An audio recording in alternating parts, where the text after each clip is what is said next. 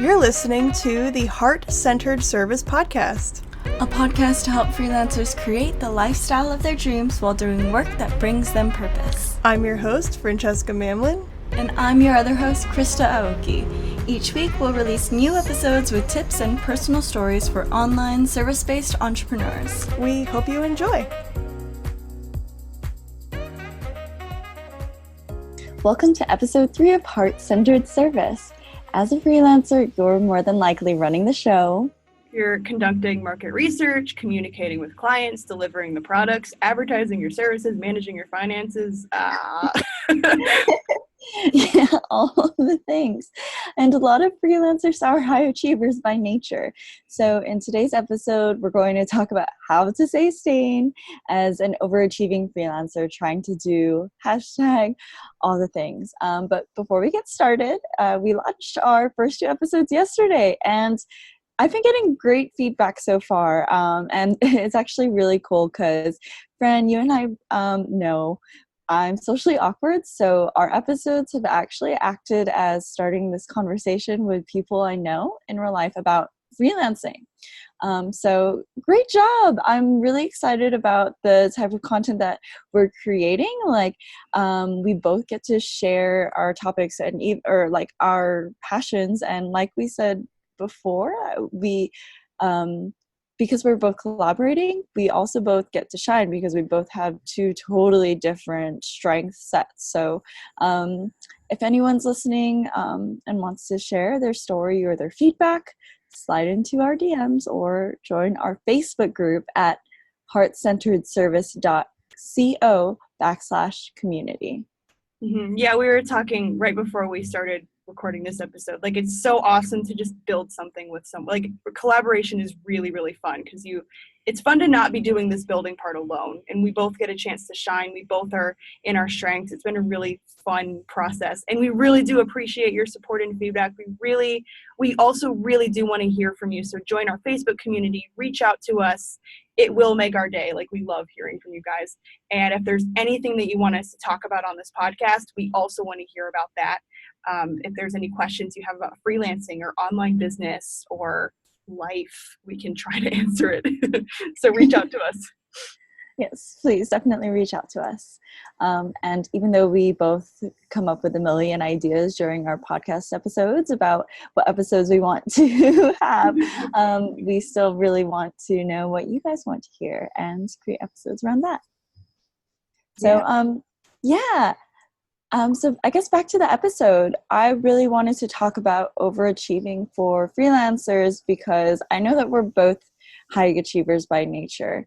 And I personally wore busy as a badge of honor once I started university, and then that continued into my professional career. I thought it was so cool to sign up for overtime and exhaust myself and tell people, well, I'm just so busy. And so right now, it's very in to rest instead of hustle. I still think it is okay to hustle or pour time, heart, or passion into your work. It's okay to be busy. And I recently saw that Elise Grice of Hey Sweet Pea, she posted about how you can have seasons in your business, including a season of hustle, but then also making sure to slot in seasons of rest. So I really wanted to talk about how, I guess, to be a busy, multi-passionate, doing all of the things while maintaining your sanity. So Francesca, I know you're also an overachiever by nature.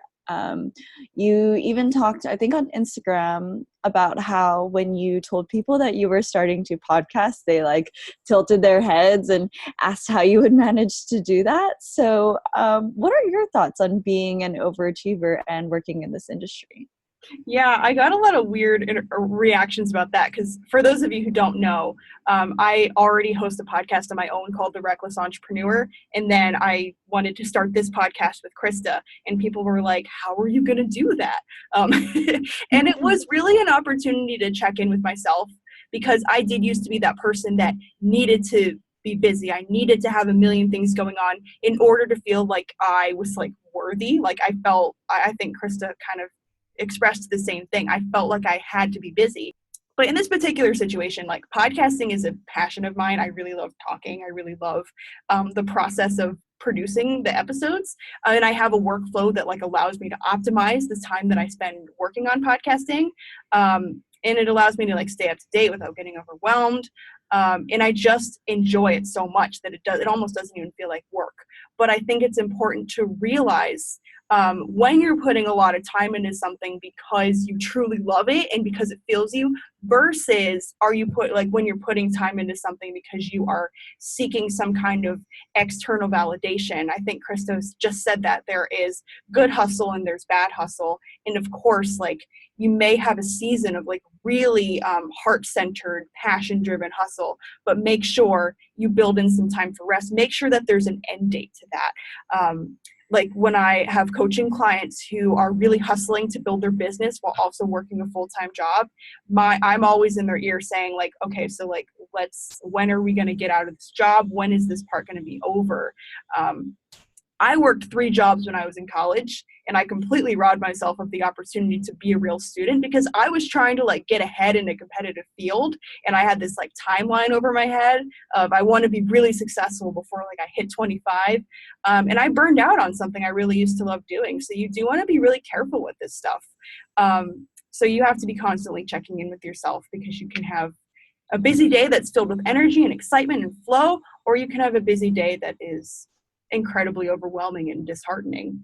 So yeah, I'm excited to talk about this topic too. It's definitely relevant to anybody who's driven enough to start a business. Like we're prone to overdoing it a little bit. Yeah, definitely. And I think you raised a good point here because you were in a field that you loved. You were working in theater, and because of, I guess, external goals, or also because of your love of theater, you were so busy, and it led to being burnt out. And so that's also another reason why this topic is important, because even though we love something and we're working in a field that we love, we can also overdo it if we're not, like you said, checking in with ourselves constantly. Absolutely. You don't want to get burned out on your business because like once you have it built, you don't want to be tired of it because you're going to have to keep doing it. So. Yeah, certainly. And I kind of noticed this too, because I think I used to work every day. Now I am giving myself permission to take weekends off or to clock out at the end of the day. And it makes me still really excited to come back to my business. And one of the reasons why I worked every day was because I was scared that if I took a day off, that everything would fall apart. But actually taking a couple of days off doesn't lead to everything falling apart. Yeah, time off is so important. So important. Which is why we have tips for you guys to avoid the overwhelm. So do you want to start us off, Krista? Yeah, I think that's a good segue into making your yes sacred. So it's okay to take time off and just be selective about who you say yes to, because then your yes becomes exclusive. Like you're not just saying yes to everyone. Your yes makes you like, oh, I get to work for this person, or yeah. So reserve your yes for opportunities that light your fire, not opportunities or work that make you want to drag your feet, or like you're just like, oh, I have to work on this project. Just say yes to opportunities that you're excited about. Mm-hmm. Yeah, this makes me think of my college days when I was a very overworked, overbooked college student. I had this cycle where I would just constantly double book myself. Like it was like I couldn't seem to avoid it. Like I would always say yes to 2 things and they would end up being at the same time. And it was completely unfair to the people who, I'd made the agreements with, and it was unfair to me, and it was really stressful. And it was because I wasn't treating my yes as the sacred thing that it should have been. When you say no to something, I think especially if you happen to be a woman, like this is something that we struggle with. Like we're conditioned to want to please people. But when you say no to something that doesn't serve you, you're actually doing the person that you're rejecting, you're actually doing them a favor, because if you're doing something you don't want to do, you're not going to be putting the heart into it, that you like someone else could, and you're also taking time away from the people who you're going to want to say yes to in the future, people you've already said yes to. So yeah, make your yes sacred. Get comfortable saying no to things, because it's actually a kindness. Oh, totally. I love that you put it that way. It serves both parties, because people who you are working with, they deserve to also be working with the best version of you. And so I'm actually kind of guilty. I don't know if you've experienced this before, but I said yes to building a friend's website for free last year. And it's kind of like what you said. It didn't serve either of us. Actually, she ended up suffering because my heart wasn't totally in the project, because I was worried about other things. And I had my hesitations at the beginning of the project, and it turned out that by the end of this really big project, I should have listened to my gut. So as women too, we have that inclination to say yes to everything and be that people pleaser. But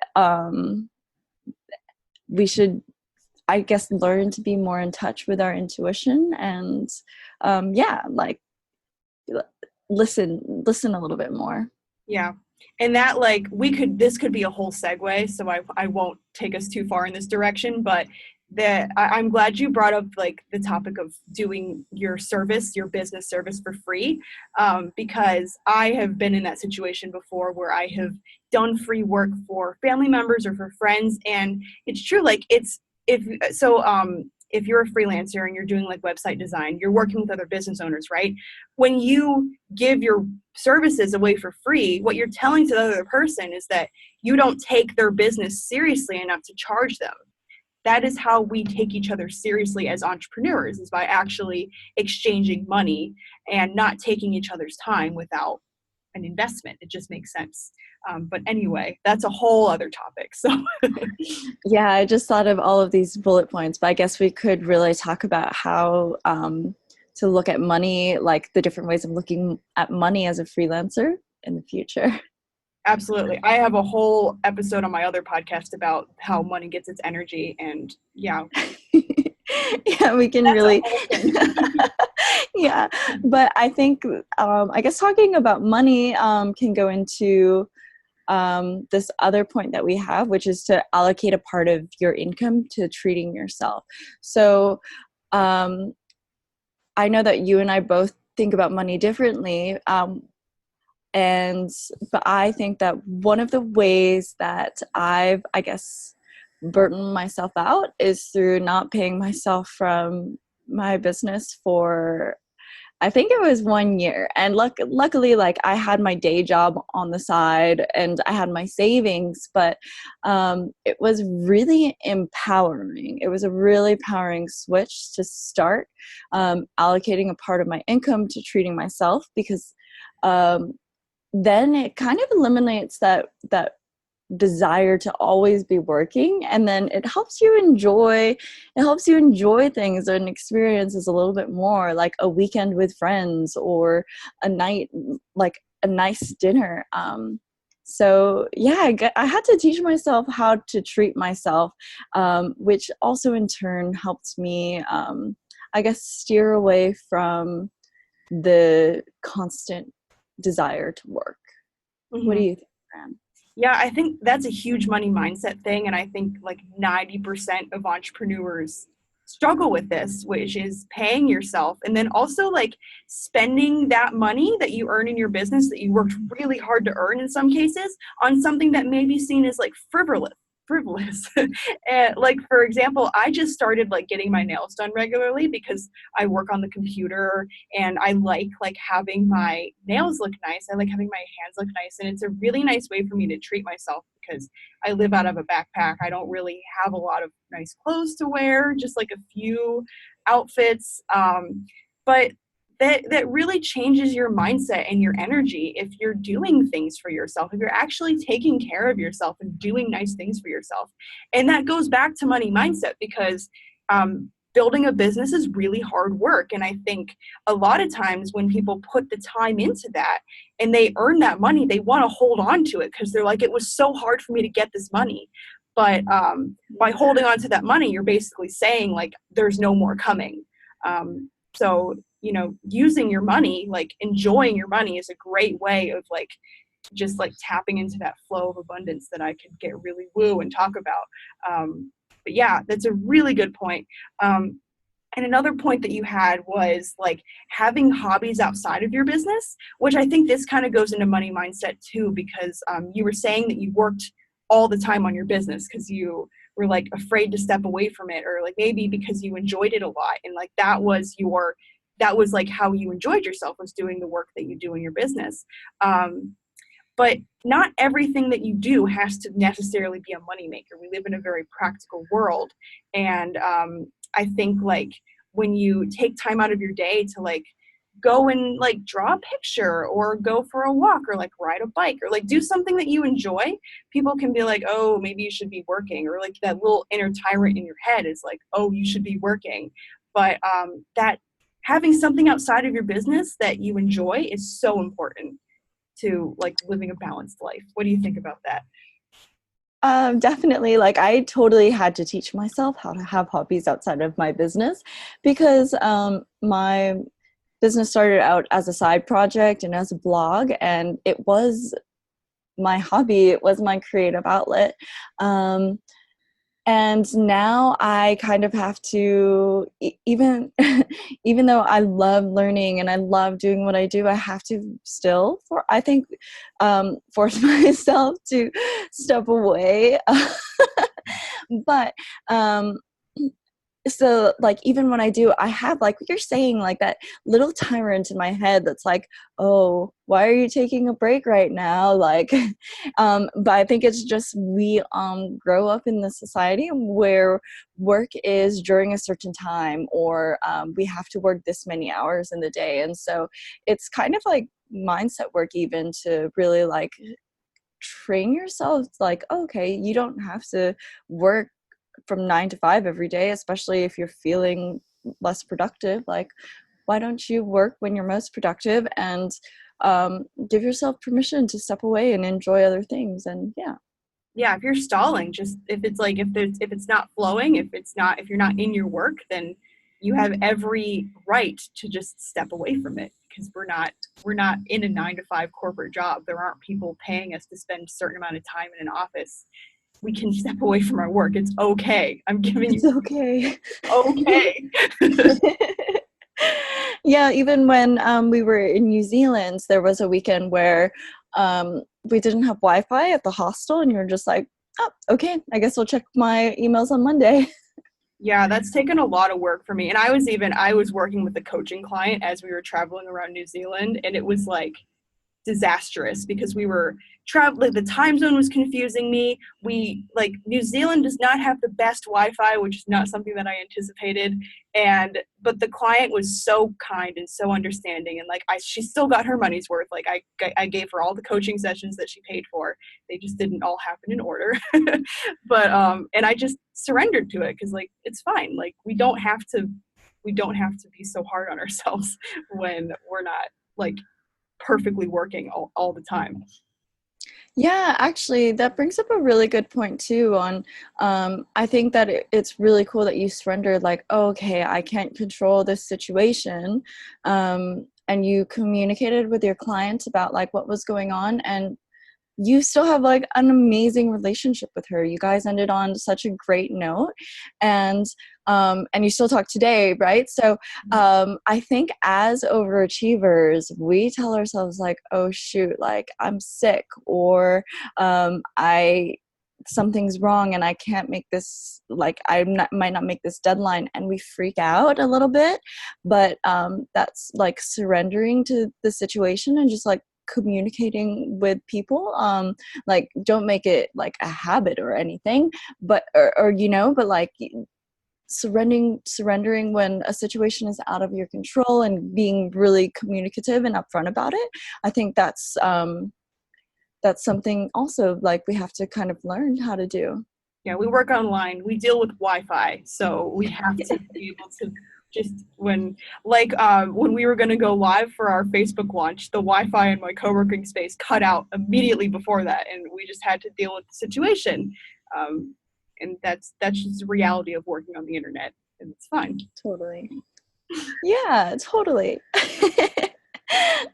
So the next point that I wanted to bring up is to stay away from negativity. So negativity has actually made me want to kind of like close up online, and I actually stopped publishing blog articles because of like, this just got really personal. I stopped publishing blog articles because of like some negative feedback that I was receiving, and it made me feel super self-conscious and super aware. Because I think as overachievers, we've gone over this, like we're people pleasers. So as high achievers, then you might be like dying to prove your worth to people. So a lot of people get scared of getting started, and I have this conversation all the time. I just had this conversation last week with someone who was scared of getting started freelancing because they're scared of what people will say, or because people in their life might not be supportive of a big move like starting a freelance business, or it's just like this internal anxiety.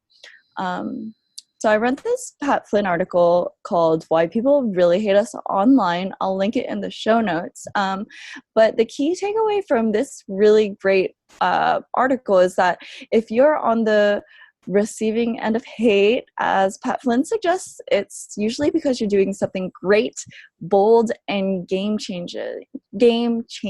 So that challenges people who would rather not try anything. So for this point to like stay away from negativity, I think it's more like kind of learn how to overlook that and still build your confidence so that you can move forward. And one of the reasons why people might criticize you is because you're doing something great and because you're doing something different.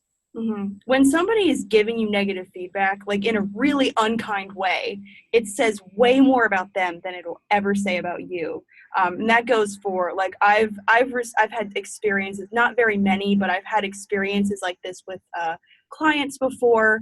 Not so much like, it's actually surprising because my other podcast is quite edgy. It's kind of surprising that I haven't really gotten a lot of negative feedback on that one. But if whatever people are saying to you, good or bad, it really does say more about them than it does about you. And I haven't read that Pat Flynn article, but there's this book that I really love called The Artist's Way. Highly recommend it for anyone who wants to pursue entrepreneurship. We can link that one in the show notes too. And she says in like the first couple of chapters that like a lot of us give up our dreams like kind of early on in life. Like we fall into like the very practical narrative of how we're supposed to live life. And people who kind of take themselves out of the game of chasing their dreams, they sit on the sidelines and they shoot down the people who are still going for what they want. It's just like this weird, mean thing that people do when they're hurting. And it's just important to remember that. And it's also important to remember, like, if you're in a position where you feel like you've given up on something and you feel bad about it, work on yourself and don't shoot other people down. Like, don't fall into that pattern yourself.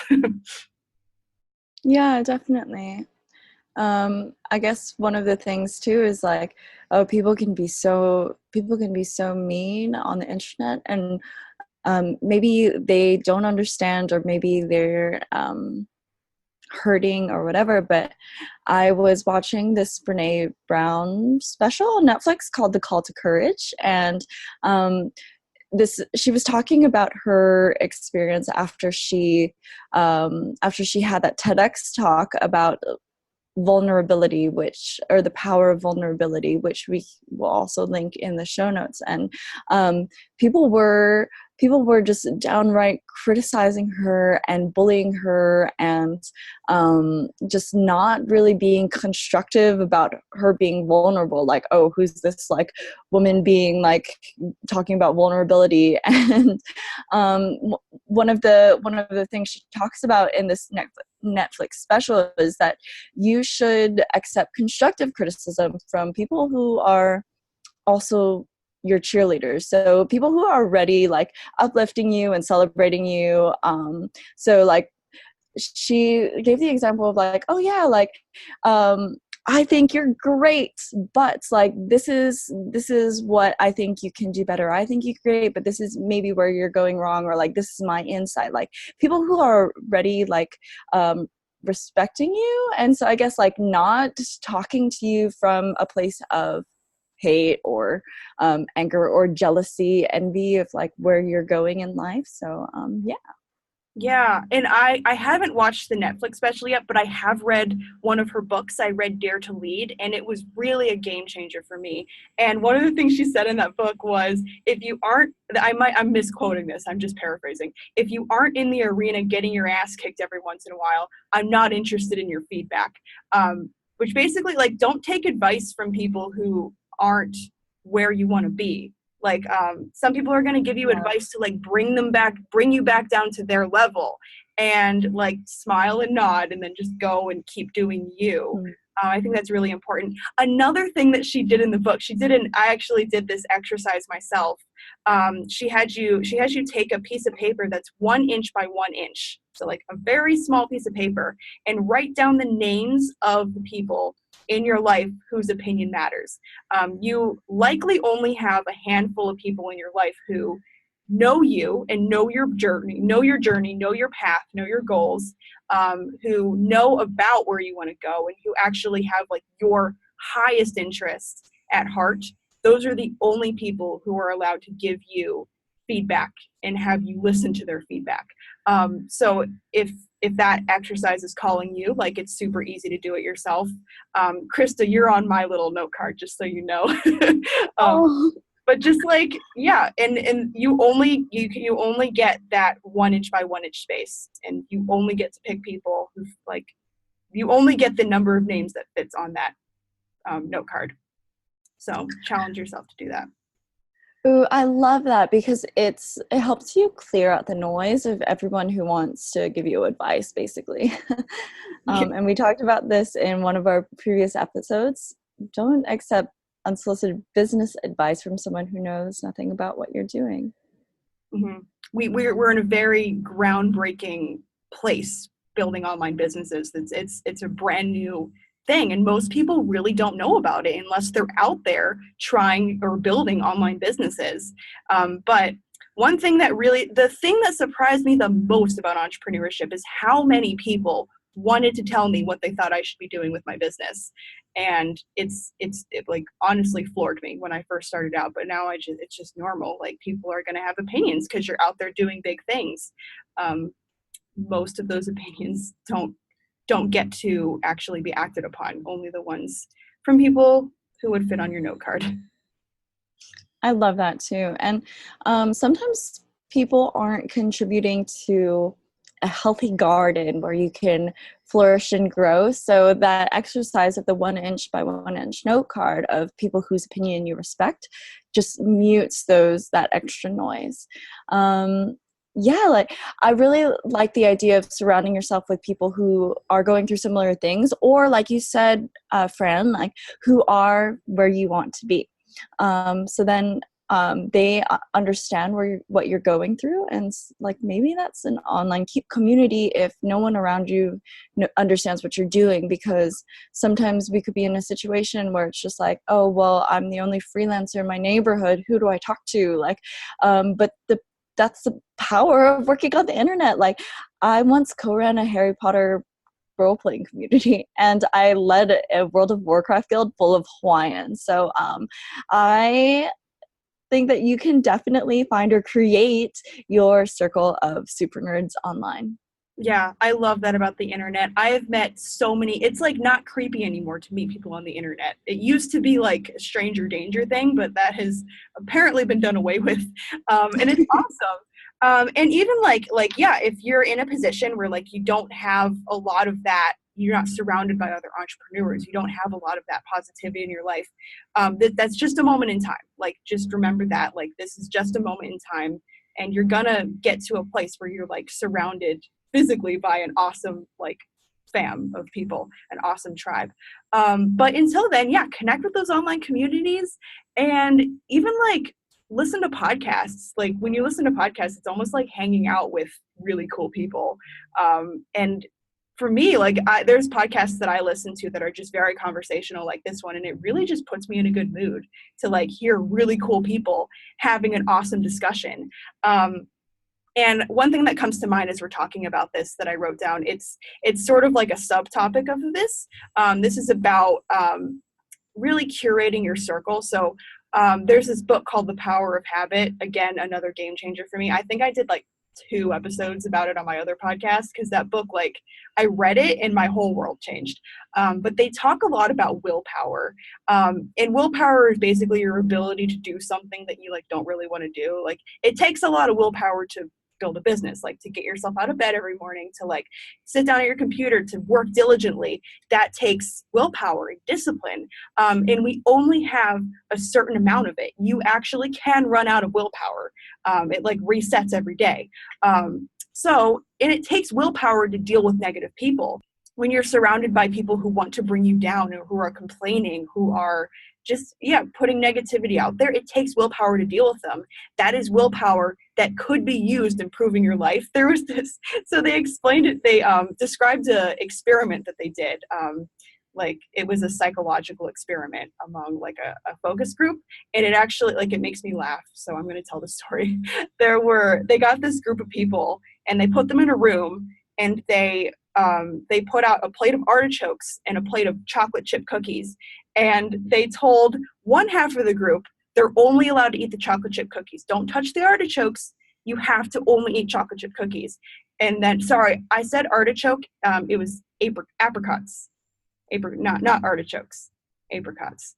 And then the other group was like, they said you're only allowed to eat the apricots. Don't touch the cookies. So you can imagine which group had to exercise their willpower. Obviously, like, it takes a lot of willpower to like munch down on a root vegetable when there's a plate of chocolate chip cookies in front of you. And then they told them that the next part was like a filler, but this was actually the experiment. They had them try to solve an unsolvable puzzle. And they were basically like, this is just like, we're filling space before the experiment starts. They do this with psychological experiments a lot. They tell you that you're waiting, but you're actually in the experiment. So they wanted to see how long each person was going to stick with the puzzle. And the people who had eaten the apricots, they were the ones who gave up faster. And some of them even got mad. So like, they used up their willpower. And this is really important to recognize. If you're trying to build something big, don't waste your willpower hanging out with your friend who's like always complaining about this, who's always criticizing you, because that is energy that you are taking away from something that is actually important. Oh, I love that. And it's really cool to be aware of that, and to be aware of that experiment. It helps you really like take in and evaluate your life, and just your surroundings, and how you're giving your willpower to maybe negative energy that's holding you back from being successful, I guess. And that kind of brings us into another thing that can be a really big energy waster, which is chasing perfection. So yeah, the never-ending chase of perfection. Because you think like you're working so freaking hard to make this perfect, and then you're finally there. And then you see another small thing that, would only take 20 minutes to redo or tweak. And then, there's another way that you can make this a little bit better.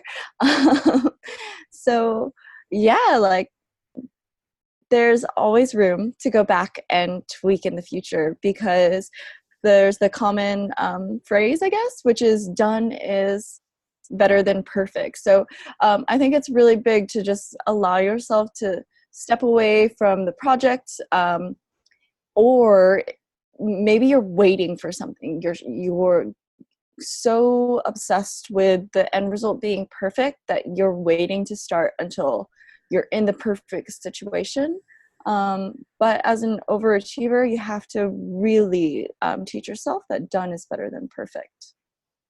I love that, because it's true. When you're trying to make something perfect, you're just continuing to not put it out into the world. You're continuing to not move forward because you're stuck on something. And perfectionism is usually just anxiety and self-worth issues that are preventing you from actually moving forward and taking a big step in your life, because it's scary to put things out there when you're trying to build a business, when you're trying to create something. And perfectionism can be a really good excuse to not actually follow through with it too. To that, I have, pretty simple response. Perfection literally doesn't exist. And if it did exist, it would be boring, and it would be a waste of time to even spend an ounce of time trying to get to it, because I would rather see a scrappy, slightly messy, but very beautiful attempt at expressing something than something that you have carefully and meticulously thought out and methodically created and robotically, put out. I'd rather see the first one, because the first one is human, and we are all humans. So yeah. Oh yeah, there's a little bit more personality. And who actually likes those people on social media who lead perfect lives? I think I think people don't, because they know it's not true. Perfection doesn't exist. But one way as a freelancer, I wrote in the notes, let's make this actionable. I wrote, so one way as a freelancer, or as someone who wants to freelance, is just put up a website or work on your LinkedIn. What are you waiting for to work on it? And to just write a simple bio, what you do, who you help. Add that to your LinkedIn description or your website description. My freelance website is super simple right now. It basically just says, hey, I'm Krista, I do design, here's how you can reach me. It's done is better than perfect. People now know that what I do, and it's just the first step, that just get something out there and then work on the rest in the future, tweak things in the future. Yeah, we're definitely going to touch on this in our upcoming marketing series. But you don't have to have a perfect website and a perfect social media strategy and an email list in order to get a client. That's just insane. Nobody would ever get clients if that was the case. You can start freelancing, you can start earning money before you even have a website up. And your first website does not have to be perfectly branded and amazing. It just has to be clear. And that's it. It's literally as simple as that. So yeah, done is better than perfect. It's a great mantra to bring forward into your business life and beyond. Yeah, and I like that you said that too. Yeah, you don't need a website. There's just, everyone has an opinion about how to be successful, but then you don't have to listen to all of the opinions and all of the advice. You just need to really start taking step one and then take the next step. Mm-hmm. Yeah, I'm excited to do the marketing series, because that really goes in line with everything that we're saying right now. Yeah, that's super exciting. I'm excited for every episode that we have ready to record, actually. Let's just launch all of them right now. Can we please? That's my job. But in the meantime, our last point about staying sane as an overachiever, and this is coming from, so I don't know if I'm an introvert or an extrovert. I think I'm a shy extrovert or socially awkward extrovert, but it's to join communities. And so the reason why I think joining communities is so important as an overachiever is you can't do this alone. you and I, we have this podcast, and our podcast wouldn't be at the level it is, and I think it's pretty great without each other. And so it's really good to just have a circle of people who you can go to for feedback or for support. So Francesca, what do you think about communities as an overachiever? I think when it comes to like building businesses and being an overachiever, you can't go down this path alone. Whether it's like literally collaborating with somebody like we are, which is awesome, or just surrounding yourself with like a mastermind or a close circle of people who have similar goals as you. That's huge. I would say that it's necessary to have long-term sustained success, because you're going to want to bounce your ideas off of people. You're going to want people who like know what they're talking about. You're going to want positivity around you, because it is a massive undertaking to do something like this, to build a business or to do anything that you're trying to like really take control over your life and your career. You need to be surrounded by a community of people who are going to support you. It's absolutely necessary. And then eventually, like maybe you build with the people that you meet in that community. Like Krista and I met at a co-working space, and now like a little over a year later, we've been able to create something together. And I just think that's so awesome. Yeah, and even though it's been over a year since we met, we also had like throughout our friendship, we've had like this online mastermind group that's not officially a mastermind group, but it's just like we're able to share our wins, or like be like, hey guys, can you listen to this? When you were starting the Reckless Entrepreneur, you sent us your intros, and we were able to give you feedback on it. And or we just send like, oh, I watched this cool webinar, or I'm doing this cool thing. And it's just having that support from a group of people who understand your business or your what you're into. That's really, really amazing. And you don't have to have that community of people who you just know IRL. You can also slide into people's DMs, or message people and start interacting with people on Facebook. Mm-hmm. Like our Facebook group. Yes, like our Facebook group. Yeah, so yeah, and someone actually a few months ago, I think I posted a screenshot from my Discord channel with you and Elizabeth, and someone asked me like, oh, do you have a Discord community? Because people really do want to be chatting and having conversations with like-minded people. So if you are interested in freelancing, or you are a freelancer and you want to celebrate your wins, or ask questions, or just talk about what's going on in your work life, we have our Facebook group as a start, which is heartcenteredservice.co/community. Yeah, definitely drop into that community, because I think one of our main missions is to help you guys cultivate that circle of people who are going to support you in your entrepreneurial journey. And yeah, we would love to have you there. It's going to be awesome. What are some other ways that we can be connecting with like-minded people? Ooh, good question. Well, I think one of the ways is through networking events. Like I'm going to this conference this weekend called Craft and Commerce.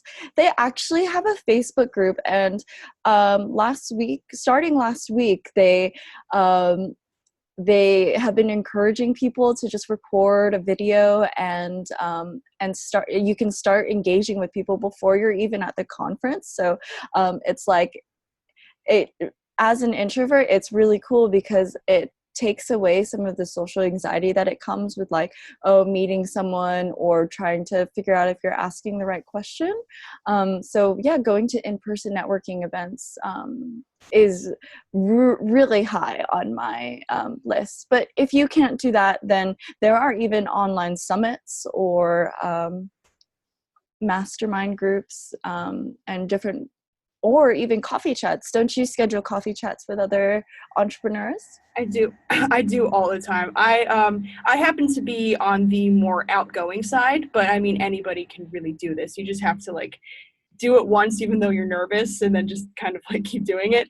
But I am always reaching out to people and asking if they want to hop on the phone with me. I do a lot of market research, so I find people who are similar to like clients that I'd like to work with, or who might be good for an offer that I'm working on, and I just get them on the phone and I just talk to them about what they need and what they want and what their life is like. And it has connected me with a lot of really cool people, and I've learned a lot about how I want to build my business. So it's awesome. I definitely recommend it. Oh, that's amazing. As an overachiever, it can be really easy to want to stay in your lane and to want to like, to just have that pride thing, because the reason why I guess people become overachievers is partially because, as we were saying, like the external validity.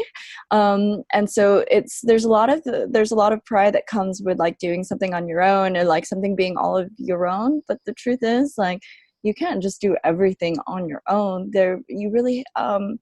We really thrive and flourish when we have a community to support us. Yeah, absolutely. Let people support you. That's like one of the number one ways to prevent burnout. Just like let people support you.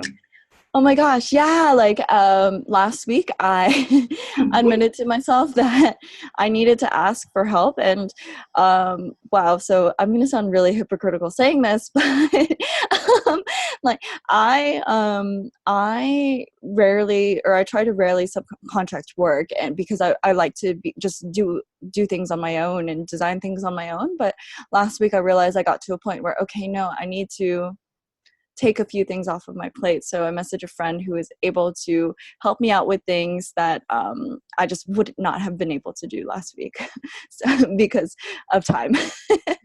That's awesome. Yeah, we're not perfect. We're always, even the lessons that we teach on this podcast, we're still actively learning them ourselves. That's great. Absolutely. Yeah. So that's pretty much what we wanted to cover in this episode. I guess, what are some of the main takeaways that you can implement into your life after all of the things that we have just said? So say no to more things, have a hobby outside of your business, do something to treat yourself, invest some in in just like treating yourself and getting yourself nice things. Yeah, one of my favorite takeaways is to really mute the noise. And I think that as a perfectionist, you're so worried about the noise. And so what you're saying about like being aware that you only have a certain amount of willpower, and so to kind of stay in your lane and stop surrounding yourself with negative people is really important. To be honest, if I get too jealous of another entrepreneur who's just perfect and amazing and like doing all of the things that I can't keep up with, I mute them for a while, because I really can't focus on like being super jealous of them. Like I really should be focusing on what I'm doing and what I'm trying to accomplish for myself. So if something turns from not being a learning experience to just like envy, then I try to take that out of my life. Yeah, there's no shame in that if you know you're going to react a certain way, just to like get it out of there. So that's awesome. Yeah, totally. So, this was a really fun episode, Fran. Like, yeah, I had a good time.